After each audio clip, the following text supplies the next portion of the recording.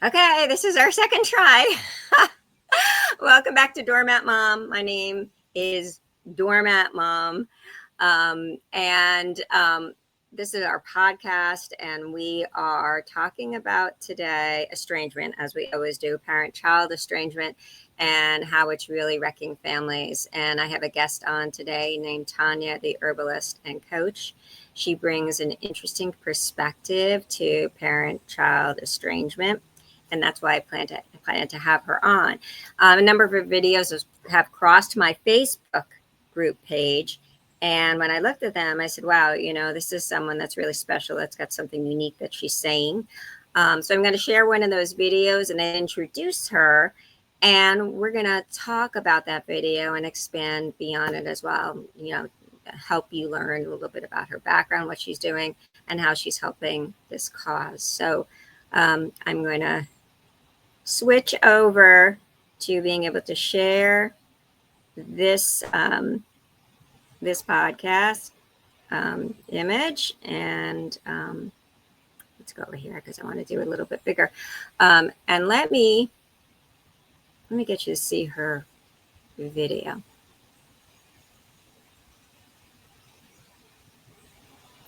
Neutral. It's not rooted in real healing.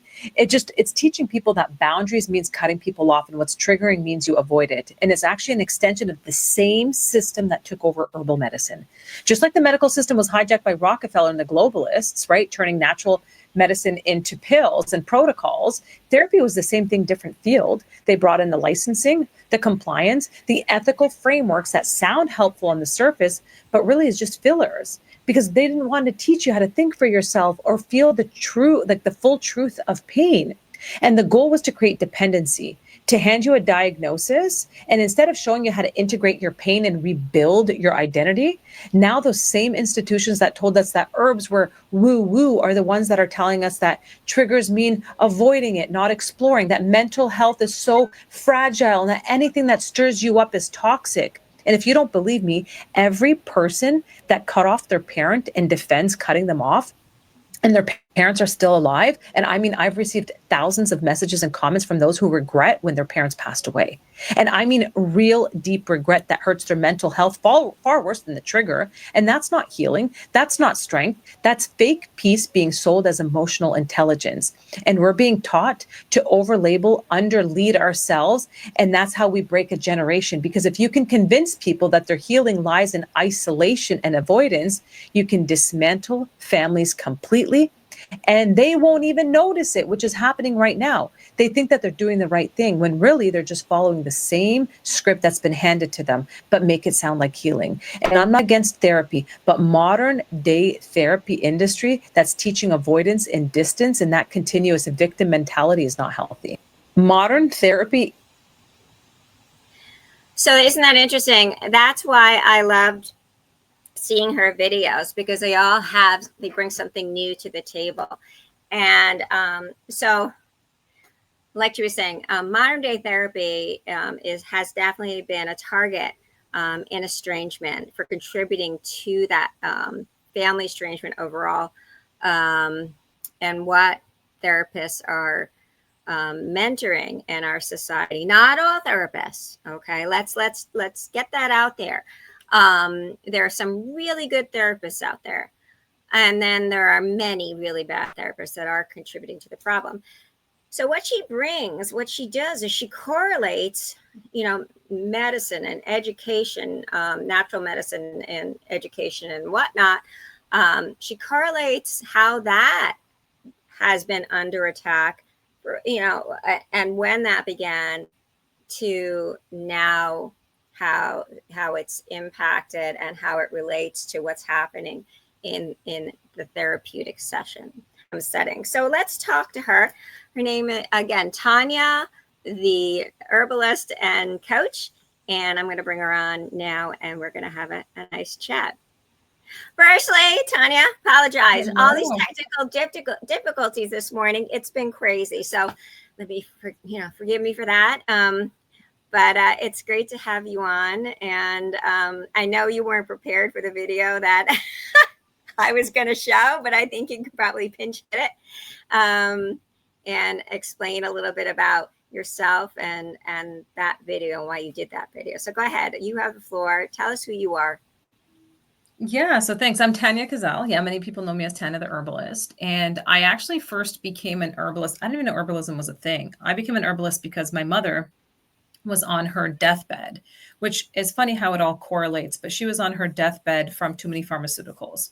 And I was also that child who estranged my mother because I thought it was the path to healing. And I did therapy and all of the things. And, being the middle child, and I felt like my mom didn't love me and she favored my sister and all the stuff. So I grew this resentment that she didn't love me the ways that I needed to. And she was toxic and narcissist and all of the things. But what's interesting is when she was on her deathbed, everything just kind of, when you lose someone or close to losing someone, it's like that anger and that pain just kind of almost leaves with them. And so I started to grieve her while she was still alive. And she was on heavy narcotics and she's got a rare condition. And so I got to a point where I had a breakdown. I went through a total breakdown that was like, okay, there must be something natural that I can do for her. And so I was like, obviously these pills are not working for her. What's that going to look like? And I went pen to paper and I learned everything I can about herbal medicine to try to help her nervous system. And she became my guinea pig and she got off of the narcotics. And the more that I learned about it, the more I went down the rabbit hole of, wait, I didn't even know herbalism was a thing. I didn't know how it got taken over. Why aren't we talking about this stuff? When did allopathic medicine come and take over? And so obviously I had this passion now to want to share with people the more holistic approach. But in that to say, I also realized in my own healing journey how the cutoff culture was actually damaging me more than it was helping me. And that's what really made me realize that until I could truly heal in the chaos, not outside of the chaos. And obviously, I'm sure you know this, the exception is the abuse and sexual and all the things that happen. But in this instance, I was like, I'm healed when I can have this behavior around me and be unfazed by it. And so when I accepted that reality and worked through that, my relationship with my sister, who of course I naturally also resented for a big part of my life, got better. With my mom, it got better, all of the stuff. And it's not that everybody else changed their behaviors, but it's like when you change it and you're no longer phased, they naturally just kind of stop affecting you the same way. Yeah, I mean, I think it's been only recently that we have parents and society has tried to change the environment to meet the person versus having the person grow into being able to cope within the environment. And I think that's really been a big problem within this estrangement too, because so many of these estranged kids, adult kids, and are demanding that parents, change for them, that change the environment for them. They need to go into this almost sanitized world so they can exist. And they're expecting their healing journey to be theirs. They're expecting that exact same, oh, you got to respect my boundaries because I now have boundaries. You got to respect my healing journey because I have that, and it's not realistic because we're growing two completely different worlds. Right. So you talk about, though, in the beginning of this video, and this is what I found fascinating, and not for anything, but some would even say you're on the cusp of like a little bit of a conspiracy theorist. But it's fun. But with regards to education and the Rockefellers and all the stuff that they had anything to do with changing the world, so to speak, changing education, changing medicine, so that it's more of like they took out the natural remedies because they wanted to push their synthetic remedies because it's a whole business. And same with education, they wanted to create little workers versus little leaders. So some would say to you or about you, you're a little bit of a conspiracy theorist. Now I wouldn't say that because I agree with you, but talk a little bit about that. Like how did you the reality is, like, I didn't think this way until I was reading to help my mom. And that's when I was like, oh, well, why don't we teach this herbal medicine? Like we should, I believe in both. Like I think that modern medicine has absolutely its place in, you know, for emergencies, certain things, like it's needed. But I think a big part of me is just asking questions. And I feel like that's the biggest thing that I see is not enough people are asking the questions. And just by asking the questions, I was finding more and more answers. And I was like, well, why aren't we speaking about herbal medicine? Why can it not be taught in school? Why did my best friend who started to heal her MS naturally, did her allopathic doctor of many years tell her, keep doing what you're doing, didn't even ask what she did when he's an MS expert. And so that's when I realized that it happened in the early 1900s when they first synthesized vitamin C in Switzerland. And John D. Rockefeller, being the one that owns petroleum, saw that opportunity and said, wait, we can do this with vitamins. We can do this with so many other things. And then started to introduce allopathic pills and all of that stuff. But what's interesting is, and it's not hidden knowledge, they started to make allopathic and said, okay, well, we got to teach these people that in school, especially in the northern North America. And when they started to teach it in school, they slowly started to completely remove herbal medicine. And not only remove it, they started like almost criminalizing it, that you are not allowed to teach herbal medicine. And the moment that something is not allowed, you have to question and be like, well, why are they forcing it out? Why is it no longer a choice? And so I started to realize that, oh, I didn't even realize that they can manipulate education like that. That's insanity to me. And then if you look at doctors, whenever they're questioned about something, it's like whatever they learned is it. But there's so many other things. You can go to Eastern Asia, you go to different parts of the world, and they practice this because it's natural for them. And so whether or not people consider it a conspiracy theorist, I didn't think that way until I was presented with information that forced me to question and say, this doesn't make sense. Why can't I go to a family doctor and have them tell me, hey, you can do this natural thing, but then there's also this. This one's going to take more time. This one's be a bit more of a quick fix, but these are the side effects. This is what you need to know. Perfect. Let me make that decision. But that's not the case. And the moment that they're educated on one framework only, it's dangerous grounds. Well, you know, I interviewed at one point Barbara O'Neill, who obviously teaches many, many holistic naturopathic remedies. And I mean, she's been vilified in so many ways by modern medicine as being a charlatan. You know, so many of her remedies are on point. And you said something very interesting, you know, with regards to your mom and your friend. They were cured through natural remedies versus being, you know, basically just abating the symptoms or some of the symptoms through the synthetic medications. They were cured through, you know, through these alternate routes. Today's medicine, in many ways, in my opinion, doesn't suit cure. It you know, it suits to just you know, just keep it going, keep the money train flowing. And when you realize it's literally a multi-trillion-dollar industry, you start to recognize that these are, and once again, like these are facts. I was like, okay, so who's funding the universities? Who's funding the studies? Who's funding them? And then it's like, and this is like a Google search. All of a sudden you find out the pharmaceuticals are funding it. So I was like, wait, if the pharmaceuticals are funding it, but the pharmaceuticals need to make their money, then how does that make sense? Like, and I was mind blown. Like I could tell you it was causing me anxiety at some point, but which is obviously why when it came to me having the aha moment and I was like, oh my goodness, this new age therapy is the same thing. And he introduced that, and this is how they did it with the medical system. They introduced licensing, because that by introducing licensing, it's like you legally have to have a license to be a doctor and you have to practice how we're teaching you or you lose your license. So that's how they force them to stay in line, which is the same script that they're using in just a different modality. You know, that and the insurance companies are also very tied to the pharmaceuticals, and they work in tandem. And that's why, you know, now you're seeing the insurance companies regulating the amount of time doctors can see you, and what, you know, all of the requirements that they need to jump through the hoops. These doctors who generally, I believe generally doctors do want to help. But their requirements are so strict now too. They can only give a certain amount of time to see a patient, and they have to go to the next one. And insurance companies are dictating care.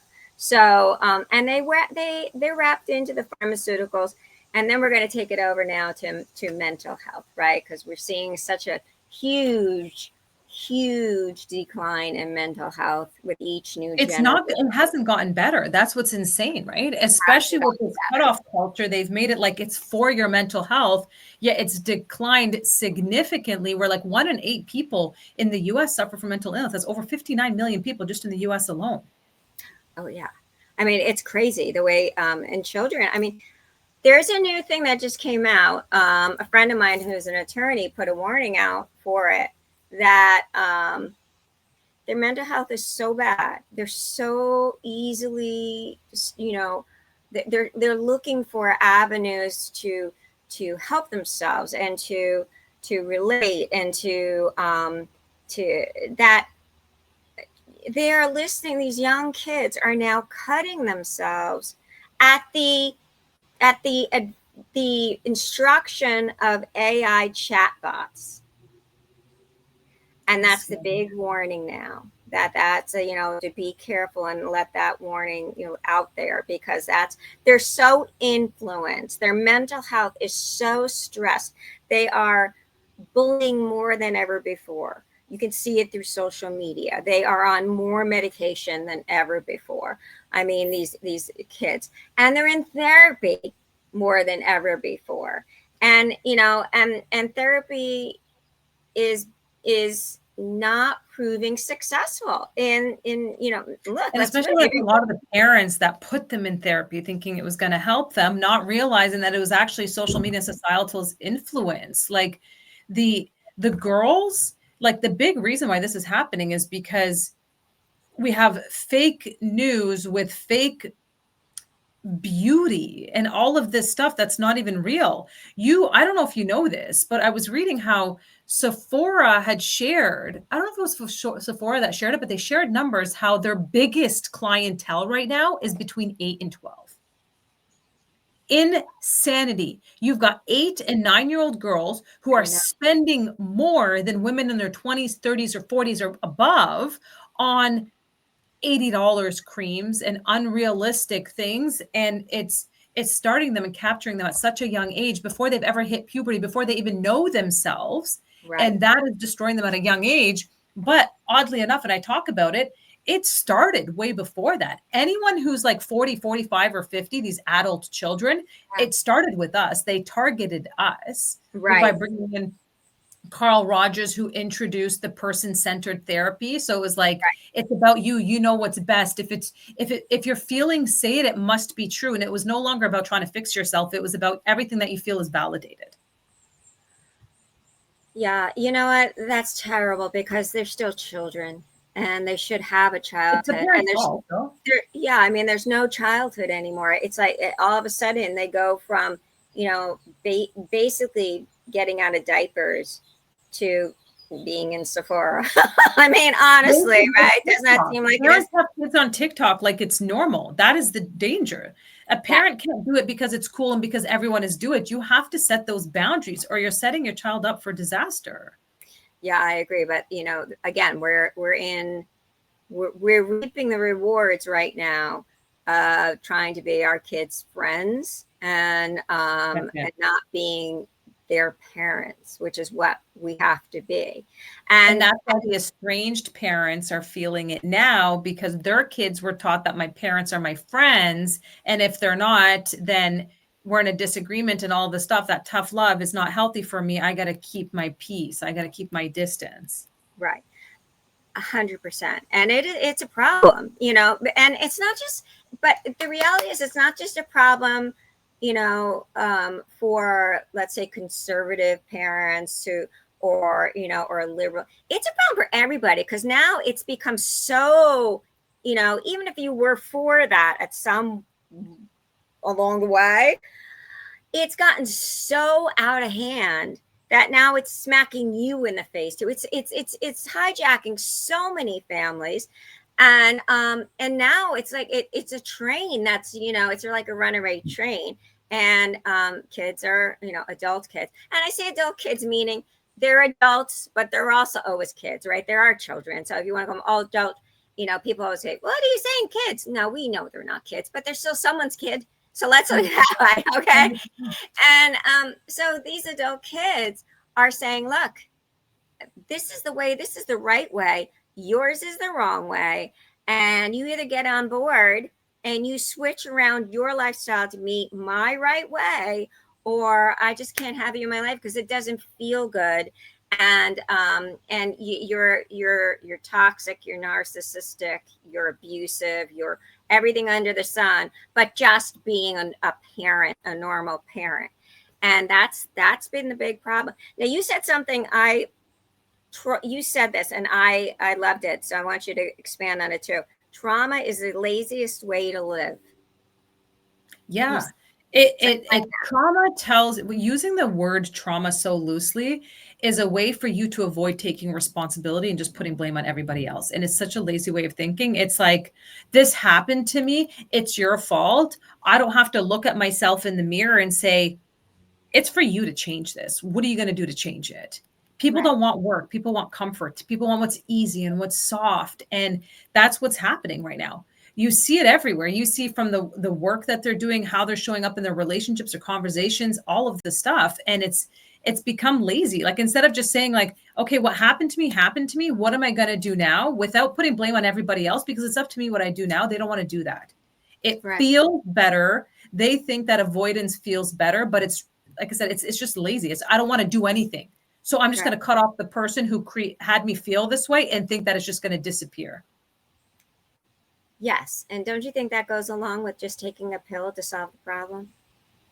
Of course, that's the easy way out. That's why I call it lazy. It's the easy way out of something. And that's not where true growth and mental strength and happiness and health comes in. Right. It's through pain, right? You go through pain and that grows you. It's not easy. Right. And the relationships, the relationships they're having today too, which they're not having relationships, many of them. They're not having relationships because it takes work. A true relationship takes work. Well, that's why the divorce is also up too. It's the same thing. It becomes divorce because, my love story has to be perfect and we shouldn't be fighting and you shouldn't be this way. And which as another term too, narcissist is used religiously when narcissism is now considered, which in that term, I could consider my mom a narcissist, which I did for a long time. And I realized that it's kind of normal in a way, but it's like every time you want to talk about yourself or explain yourself, it becomes about them. Right. That's a narcissist. And it's like, okay, and what? You're going to cut them off for that? Or are you going to say, you can keep living the way you are and that kind of sucks for you and I feel sorry for you because maybe you haven't healed, but I'm not going to let myself be phased. Like, so what if you keep talking about yourself? Why am I triggered by that? The moment that you're triggered by it means you're not healed and you got to work on that. You don't just avoid it and think that the trigger goes away. No, you can't. Absolutely not. But, the reality is this is what we're dealing with. And some parents, and they're just belabored by this doesn't happen, but they know it happens because they're living it. They get cut off out of the blue because of it. Like, they think everything's fine. Right? They think, it's a normal relationship. Maybe they've had their couple of strifes, but they think relatively everything is fine. They're talking to their daughter or son one day, and then the next day, that adult child disappears and doesn't even leave a note. And adult kids insist that isn't happening. But I can tell you from so many conversations that I've had, it's happening a lot. And that's something that we haven't seen, I don't think, before either, that's new. It is. If you think about it, like when I think about my parents in their generation, like when talking about people in their 60s, 70s, maybe, rarely anyone ever cut off their parent. Right. It just didn't happen. Right. And that's why when I talk about Carl Rogers, that was introduced in the 70s, which explains the timeline. But it's also what's called like undue influence, right? Which is the qualified yet unqualified therapists who are teaching this pattern. the unhealthy boyfriend or husband that's trying to distance you from the family because they're on to his behavior, whatever it is, it's never most of the time their own decision. It's outside influences that have shifted their perception of reality. And what's crazy and scary is a lot of the times it's not even true reality. Like there's even hypnotherapy that can almost convince you that you're right. They were like, I remember going to therapy and they asked me like, it must have been hard what your mom did to you. And I was like, you're right. Why did she do that to me? Like they're asking questions that are having me believe like, you're right. She did do that to me. You're right. My sister is awful to me. I'm like this because of my sister. It's my sister's fault. And so instead of thinking, why was your sister like that? Why was your mom like that? What was her story? What did Right. she go through? What was her childhood like? Instead of teaching this, which is why I also talk about Oprah and Dr. Phil, which is a conversation for another day. Some of the biggest books that they promoted were Toxic Parents, Boundaries, The Four Agreements. And these Right. are all books that were heavily pushed in the 80s and 90s, especially Right. of cutoff culture. If it's a disagreement, it's not comfortable. I don't have to work on fixing me. These self-help books are about just accepting me as I am. And that got flipped. So it's no longer accepting me as I am in a sense of like my beauty, my confidence. This is who I am and I love it. Turned Right. into I don't have to fix anything about myself. Right. And that's very dangerous grounds because it's like, no, you can keep improving, but you can be confident and love yourself and your traits and your skills and everything and your passions. Right. But everybody has to fix themselves. Everybody has to keep growing. And that culture just taught us, no, you don't. You're perfect as you are. And anyone that makes you think otherwise is toxic. Cut them off. They're not healthy for you. They're low vibration. They're low vibration. Dr. Salerno, Peter Salerno, does a whole piece on that where if you continue to dredge up or continue to revisit or continue to talk about something negative in the past, you do it enough, that becomes your memory, and that's your primary memory. And in that, you can add things along the way to embellish that memory, and so you could completely rewrite your history. And I can, and and it's amazing, as opposed to, same holds true too. If you think about your past as something positive and you continue to revisit that the overall tone of your your memories of your past in that way will be positive. So you can really influence memory so severely by just how you go towards it and speak about it. And it's really, it's a fascinating thing, but it's funny because also you're bringing up the point of, isn't this how they're responding in this deregulated way, isn't it to them, it sort of makes sense because they're being influenced like that, right? So they're sort of responding appropriately. They're acting out what there's being shoved into them, but and that's causing them to be very deregulated and very, very unhappy. They're unhappy. 100%. I mean, I think the reality is, and there has to be still some accountability to the parent in a sense of, where did I miss the mark? Where did that influence come from? What was it? When did I stop making them feel safe? Children don't cut off their parents because of hate unless there's like actual abuse and stuff like that, which is another point. Is the reason why I can't stand the term trauma and abuse used so loosely is it actually starts to take away from the real victims. That's what The I said. real victims. And I don't agree with that, because there is shit like pardon my French, like molestation, sexual abuse, alcohol, drug homes. You should see the comments of people that are like raging, saying, you don't even know what I went through. And it's like, no, you're the exception. This does not apply to you. We're talking to, I have a post, I'm not sure if you saw it, on where I talk about how kids cut off their parents over politics.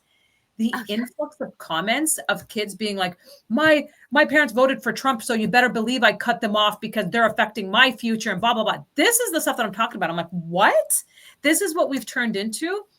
But I think that a big part of the reconnection, which is a big thing that I teach, is how do you start that reconnection, is there has to be some accountability from the parent in a sense of, where did it go wrong? Where did they stop feeling safe at home? Because that kind of accountability starts to say, okay, it's not about me. It's not about defending myself. And I think parents make that big mistake, over apologizing, defending, trying to justify why their behavior was that way. And that's not what the child needs. Because every time we're justifying it, they are hearing, they don't understand my pain. They don't get it. They're going to keep giving excuses as to why they did it. When all they want to say is like, I wish I knew better. What could I do now? How can I make you feel safe? How can I be the steady person for you? And there's a way that parents can start to do that. It doesn't even matter how old you are or how old your child is. And so the societal influences affected the child. The child is not unjustified in a lot of ways for cutting off the parent, but there's something that the parent can do versus also the parent just sitting back and saying, I'm the victim, because it still goes back to the victim mentality. And though you are the victim, it's about sitting back and saying, okay, but what am I going to do now? Because it sucks. What am I going to do? And how can I show up now so that they feel like I'm a safe space now? Right. Let me ask a question though. Let's just say that the parent has indeed taken the accountability, has indeed recognized the other side, all right, has indeed gone as far as they can go without really turning them or lying or coming across as saying, I'm now not respecting my own truth in this, right? So, because there are cases out there, and many of them where the parent has gone literally as far as they can go. And you know, being a normal parent, making normal mistakes, and honestly not leaving their kids to feel unsafe, but there are certain things that parents are being told that they did, or you know, that they can't agree with that. They can't agree with it. And at what point do they say, look, this is enough. I do not agree. And you can have your opinion on this. And look, I recognize that opinion. You can have that opinion. Own that opinion. Happy that you do. But I don't share that opinion. And somehow we need to figure out how to move forward in tandem. All right. And to get together with the tandem. That's really good. That's so important, because that doesn't mean abandon your beliefs or anything. I think it's so powerful to stay grounded. When I talk about safety, I mean the parent who's emotionally grounded. And that is so important. That disagreements have to be okay. I grew up in a home where there was a lot of yelling and shout, in many homes where it's like the parent had to make the decision and all of the stuff, which of course is important. But there's a difference between I'm parenting you and I'm forcing you to do something my way. And so if a parent feels like they've tried everything, that also doesn't mean that you cut it off and you end it. That still means that you still have to show that you're an emotionally safe place, whether or not you agree with their perspective. That doesn't mean fueling that behavior. That means that I'm still going to text you. Like I have people who have, I'm sure you know, have messaged and been like, it's been 3, 4, 5, 7 years I haven't spoken to my kids. They haven't spoken to me. But it's because they don't feel emotionally safe to come back.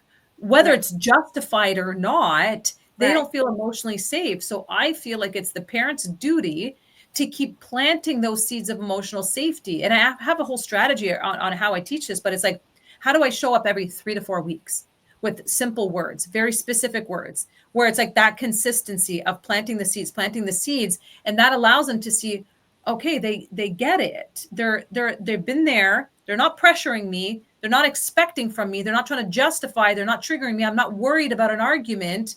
I think it might be safe to open up that conversation again. But a lot of the times what happens is the parent is like, I've done everything for you. You should be this way. Like what happened? I didn't do anything, or I did everything for, like all of these terms that spirals that child, because they're unhealed and they're going through whatever they're going through from the pressure of society, that they can't process that. And I feel like as the parent, whether or not you agree where they're at, it's our duty to be that grounded, safe space for them. Right. I can see that opinion, and I think it's a valid one. I also though see situations where the parent has done that, and and um, every time they try to actually continue with the relationship, the first conversation that comes through the door is the one that it wants those parents to, get on the agreement train. And that's really hard. You can't move forward if every time you're going to be hit with that same conversation. Right. Like, here's my list of things that you got to meet before I can let you back in. And this is where, like, which is a whole other area of conversation. This is where effective communication comes in, because it's so important for parents or child alike is to ask questions. Why Right. do I have to honor? Why does this matter to you? Why did you put that rule in force? Why is this important to you? What is Right. it going to do if I don't follow it? Like, asking those questions sometimes has that person that's giving it realize how irrational it is. Right. Right. And it opens up that dialogue, because a lot of the times what's happening is that child is coming with this list of unrealistic expectations. The parent is now upset because they're like, if I don't meet this is that. And now it created that same argument, that same blow up, versus we need to ask more questions. You're asking to understand, not to defend yourself, not to be right. And that's the problem, is we're showing up to be right. That list is wrong, and I'm trying to prove myself right, versus I'm coming in and I want to understand why you created that list. Why are they so important to you? And then by having that conversation, the child comes to the realization, not because of the parent, but because of their own reflection, is like, oh, okay. Or the parent starts to understand the child's perspective of why this boundary is so important for them. And the parent could start to reflect on it and say, okay, I see your perspective. I didn't see it that way. I could try my best to do that. Or like I said, the child could say, I'm probably being a little bit unrealistic. Maybe we'll scratch that one off the list. Yeah, in a perfect world. I'm in a perfect world. The reality is that someone's not healed. It's like the fight of I'm right, you're wrong, versus I'm coming from a genuine place of, I just tell me where you're at. Tell me what's going on in your mind. Tell me why this is important to you. And that's in any relationship. But it first comes with trying to heal yourself, because if not, then you're being triggered by all of these things and it's creating that chaos. I agree. Here's the thing that I struggle with this whole thing, though, is that I don't see these adult kids as communicators. You're right. The problem is they don't know how to communicate. All right. And there's a big problem on the other side of that too, right? Because in the prior generations to the most recent ones, we were the ones that would, I mean, someone says to me the other day, we're the last generation that actually would go up to, someone in our generation and say it to my face. We were communicators. We also started moving into a situation where the world started changing and started going to this more, let's fit the world around me, right? There was a shift, and we're really at we went through this shift, right? And during our time of parenting, all right, what ended up happening is we confused teenage behavior. We just assumed that this is just teenage behavior. Okay. We were teenagers. We knew that we had our issues too. We weren't perfect teenagers, but what's happening in this teenage behavior alongside that was this shift had happened. The shift from one type of world to another type of world. So we were having that, there was like ping ponging off each other. So a lot of parents didn't even realize that it wasn't just the teenage behavior that they thought their kid was going to grow out of. All right. So maybe they didn't force the communication or try to communicate, because they figured it's just teenage behavior. And, when I was a teenager, no one's going to talk to me. About that a lot. Right. Where it's just a phase, they're going to grow out of it. They're going to deal with that. Yeah. But then you have the shift of the ways of the world, so to speak. And they don't grow out of it. And so they're not communicating. And, and now they're being taught that if it's uncomfortable to you, then just cut it off. Right. And so I think that's adding to it, and I'm not saying that our generations were perfect. God knows we were not perfect. Okay. We sort of just came up against this whole new shift of a different way, which now, I just wrote an article about, it's called MAGA parenting. I don't know if it's specifically MAGA, but more that it's more of an approach where there's black and white, there's consequences, there's much more clarity that's coming back, which reflects more of the older generation style, because on all this gray, so much of this is gaining a foothold, and it's exasperating, and it's breaking families apart. And to our earlier conversation, it's rebuilding families in a whole new way, where let's take that, where it used to be that everyone lived under the same roof, we all helped to raise kids. Now you have that, but actual families are fragmented. You raise kids is one unit, your parents are another unit, your great parents are another unit. There's medicine that helps take care of it when you're out. There's old age homes, which becomes, that, and that's a huge, in a sense, that's a huge communal lifestyle, but it's fragmented, right? It's fragmented. But this is, anyone who's faith-led is going to know that this is the devil's work. He loves nothing more than to destroy the family unit. And he's doing it incrementally by creating that divide and having that perception of division. And I wanted to go back to the communication part, because it is, as I can say that my parents were not the best of communicators, and their parents were not the best of communicators. And that bled into us 100%, where it's like, you keep the peace, right? You do it out of respect, especially coming from a culture background. You're doing it for the respect of society and not always what's best for my family. And that has an effect 100%. Right. But the most powerful thing is the reason why, whether it's child or parent, if they can learn effective communication and how to have these really important conversations and ask questions, that in itself helps someone feel seen and understood. That is so powerful. Of all the therapy work and sessions and all the conversations that I've had, like, rarely anyone is actually saying, so how do I ask the questions? Right. How do I try to ask to actually hear them? And I don't even care about how it makes me feel, about being right. What's my intent behind it?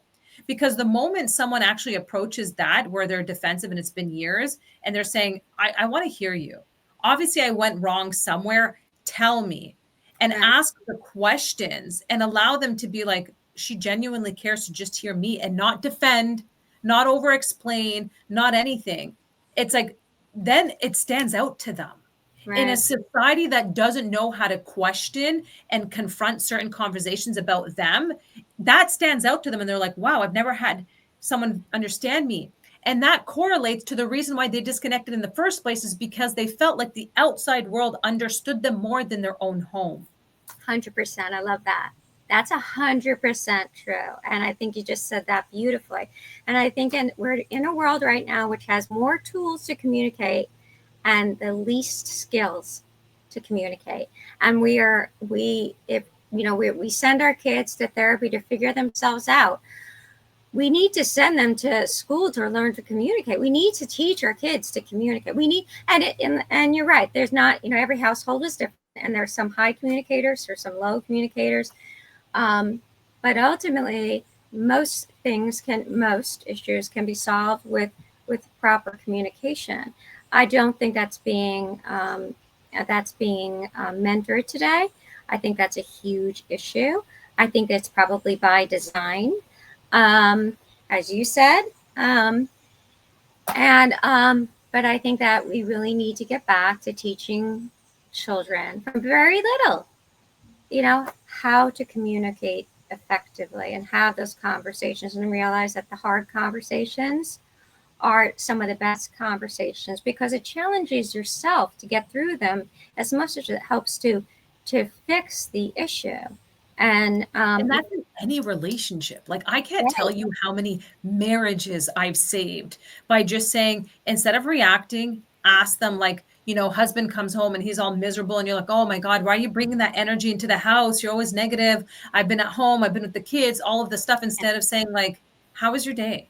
Like, Right. did something happen today that upset you? Do you want to talk about it? Do you need a moment? Let me know what you Yeah. need so that I can support you right now. And they're just kind of like, what? Right. Like, it's become that culture of like, your energy doesn't feel good for me. So you got to change your energy. You got to change that because it doesn't feel good for me, versus like just that one conversation. They're like, oh no, I'm sorry. I didn't realize I had that energy. Okay. Yeah, no, I'm here. Or can I have 5 minutes and I'll come back? And that just shifts it completely. And that Right. leads by example. And so a big part of me is like, yes, this is why I also believe that we're the conscious generation is trying to make that shift. But we're using that term conscious to completely avoid very important conversations. By introducing these effective communication skills that I typically teach, is in any relationship. So the estranged ones to all of that. And it's so powerful. It's crazy how simple it actually can be to reconnect some of these connections. Right. I applaud that you're trying to teach that. So you have courses? Are you sharing? Well, the effective communication, yeah. So I'm about to literally launch, like, next week, my the Reconnect and the Rebuild the Bond like toolkit. But in my actual She's Empowered community is something that I teach effective communication and all of that, which helps your relationships, your relationship with your kids, and all of the stuff, where you also get Q&As and stuff in there too. So it's something that I'm so passionate about because it's something that I studied for so long. Hence why I would like to think I'm well articulated and have a great relationship with some of the people that I never thought I'd have a relationship with again. The best relationship with my mom, the closest relationship I have with my sister, married to my best friend, and a healthy conversation there. And it's like, it's these simple things, but obviously very faith driven, which is hence why I started to pivot from just herbalism to what I'm teaching now, is because I realized this is such an important conversation that not enough people are having. That has been the biggest, most instrumental thing to truly being healthy and happy, is having those healthy and happy relationships without cutting off or doing any of that stuff. That's fantastic. So what we're going to do is on this video, everybody, I'm going to add all the information, her website, whatnot, and how to get in touch with her. If you wanted to, once it's out, take that course and let her help you where you are with your kids and where you are with your communication. That would be great. And I'm hoping that we can have you back on at some point. It's a big conversation. I know. But I think we need to chunk it because it is. And I'm telling you, I am right now in about 100 degree weather. I don't know how it's like where you are, but we are having a heat wave in the Northeast. So I think we're going to melt away. Yeah, it's pretty brutal here. I know. Which also affects the mood and everything else that people are dealing with, right? So I don't even know. It's been quite a day. I think one of the reasons why we had the technical issues was because we're probably going to have a blackout, electrical blackout. Right. Yeah. All right.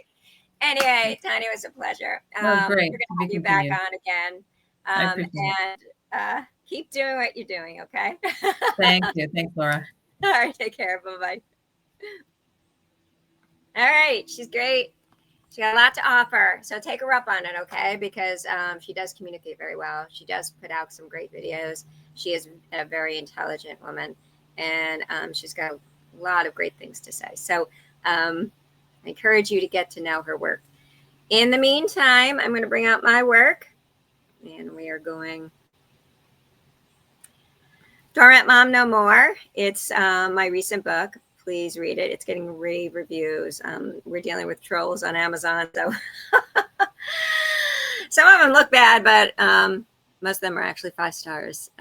So go ahead and grab that book, and I'm certain it'll help you as well. And that's it. It is hot. I don't know if anyone where you guys are. I'm in the Northeast, and we're getting 100 degree weather the last few days. We're going to say a prayer for everyone in Russia with regard to that earthquake and supposed tsunamis and stuff that's going on. So definitely say a prayer for these people. And I look forward to seeing you again on Doormat Mom No More, and in the coming weeks. Alrighty, have a great afternoon, everybody.